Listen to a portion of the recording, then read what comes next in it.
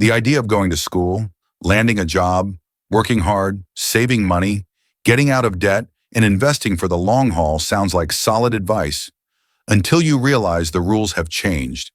Trillions of dollars are being printed out of thin air, and the value of money is constantly shifting. So why would anyone save something that's losing value by the day?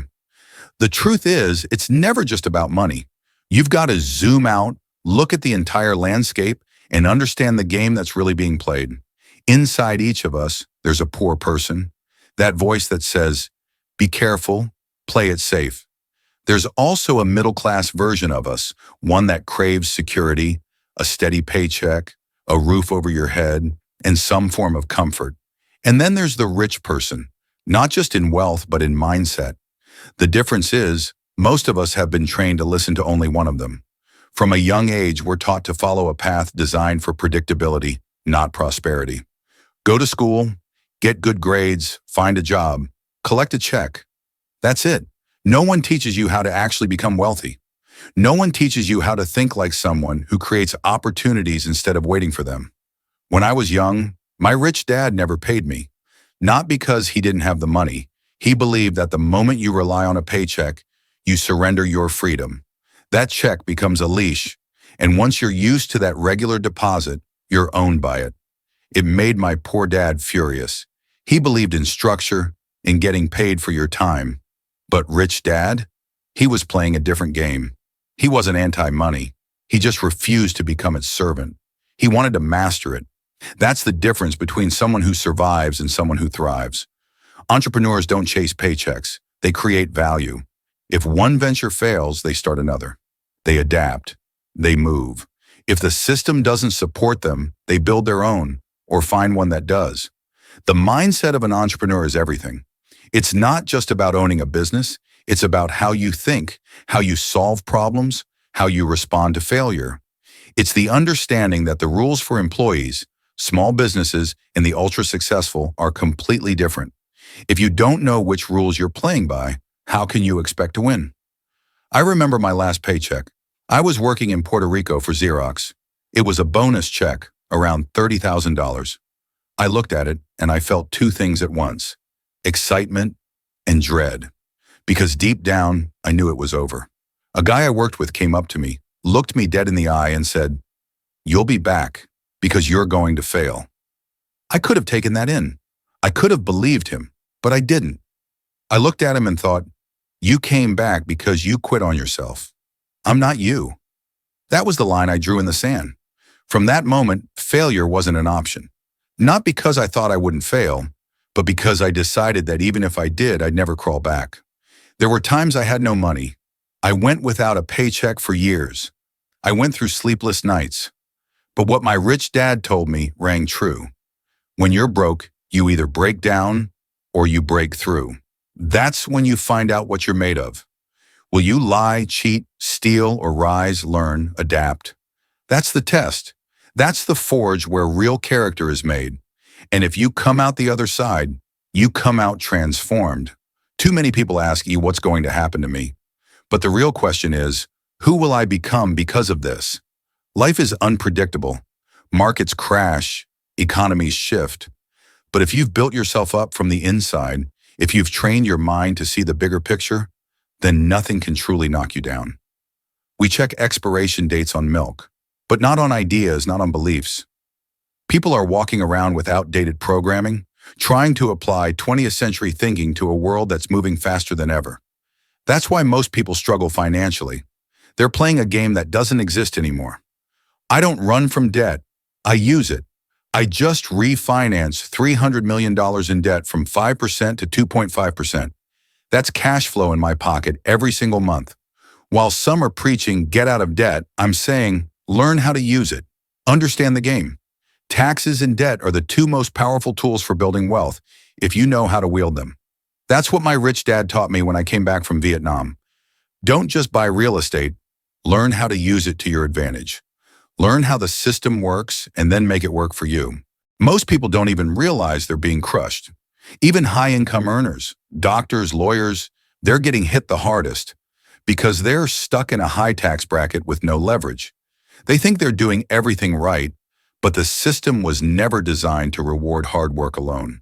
It rewards strategy, knowledge, and the courage to think differently.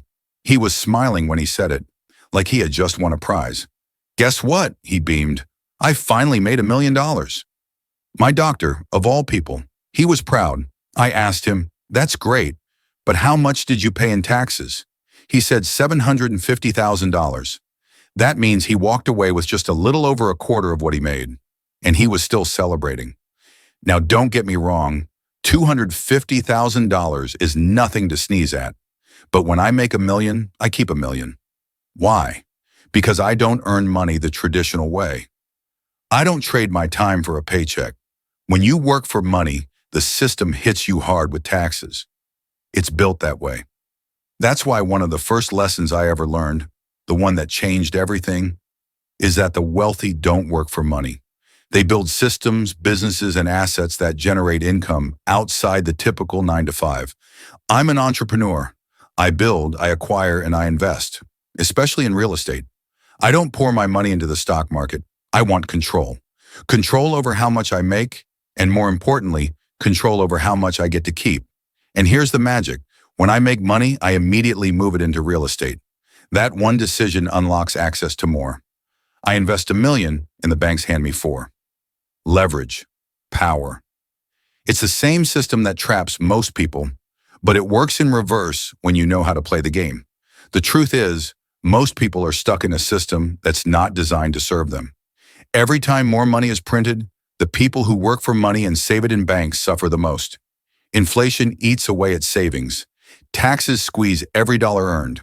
And all the while, the wealthy grow richer, not in spite of the system, but because they've learned how to use debt and taxes to their advantage. The sad part is, most people are still living by rules that no longer apply. Go to school, get a job, work hard, save, get out of debt, buy a home. It's a path that might have worked decades ago, but it's out of date now.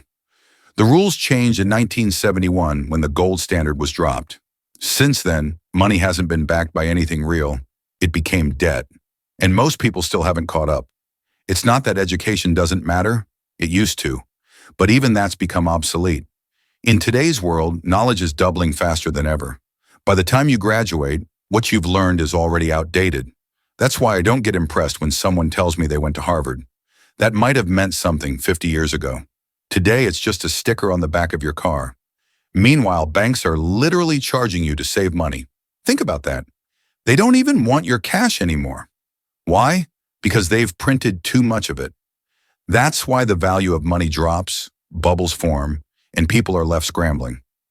Yet the majority are still chasing high-paying jobs, trying to get out of debt, and stashing cash away like it's going to save them. It won't. They never teach you this in school. The real game is about how to use debt, how to legally pay less in taxes, how to make your money work for you.